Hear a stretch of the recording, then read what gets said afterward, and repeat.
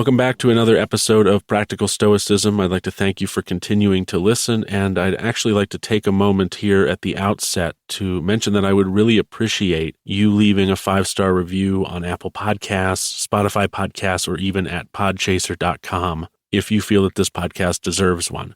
Reviews don't really help others find this podcast, but they do help those who come across it for the first time to decide whether or not risking giving it a chance, hitting play for the first time, is worth it to them. Podcasts with a low rating are likely to encourage people to move on without hitting play, but those with a high rating are likely to suggest that pressing play is worth it. So again, if you feel this podcast deserves it, I would appreciate you doing that either on Apple Podcasts, Spotify Podcasts, or podchaser.com.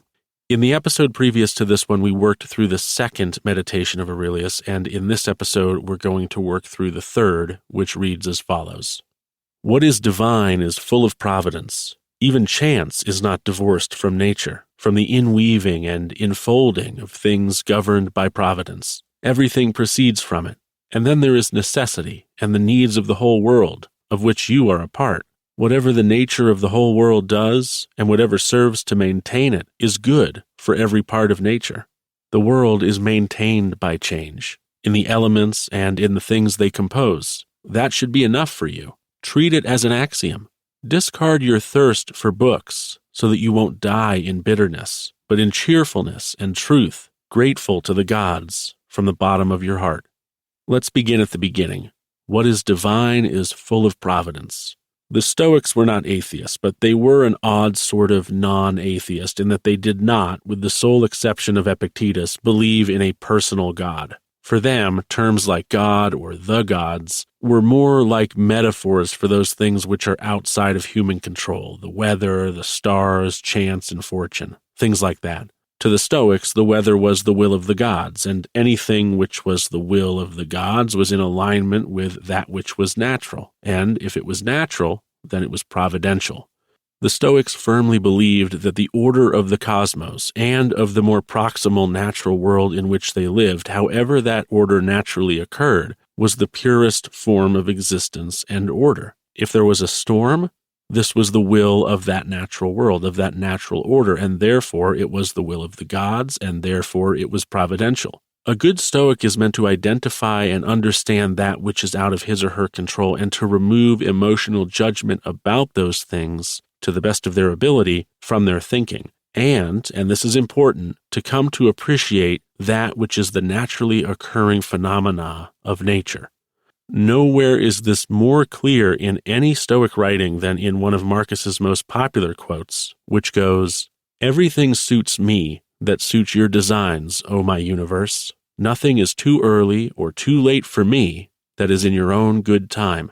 All is fruit for me that your seasons bring, O nature. All proceeds from you, all subsists in you, and to you all things return." Now let's look at the second part of this third meditation. The world is maintained by change, in the elements and in the things they compose. That should be enough for you. Treat it as an axiom. Think of how the seasons are maintained by certain processes. Imagine the changing and falling of the leaves in autumn. This is change, and it is necessary change, and this change is also a sort of maintenance. Likewise, in our lives, there are changes, sometimes small, sometimes enormous, but those changes are also a sort of maintenance which is moving us along our path. We age, we gain wrinkles, we change jobs, we have children, we lose loved ones, we learn new things daily, and society looks different every time we take the time to notice it.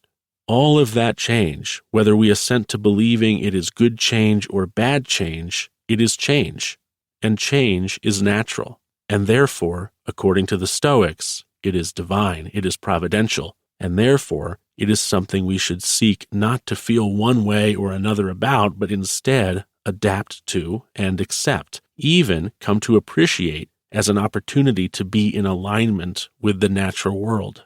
So then what is the practical takeaway from this third meditation?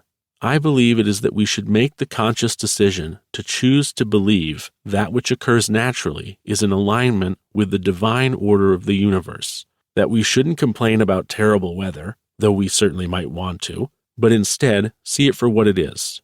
Nature doing what nature does. And isn't nature a beautiful thing? And is it not out of our power to control? Why should we be mad or upset at that which is natural?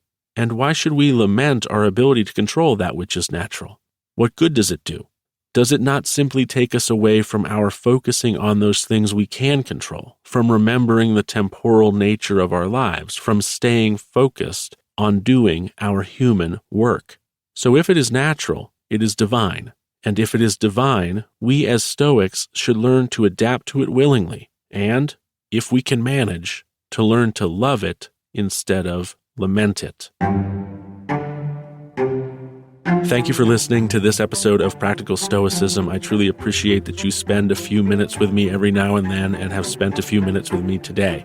If you'd like to support what I'm doing with this podcast, please consider leaving it a 5-star review either on Apple Podcasts, Spotify Podcasts, or podchaser.com. Good podcast ratings help those discovering Practical Stoicism for the first time to hit play and to give it a chance. Thanks again, and until next time, take care.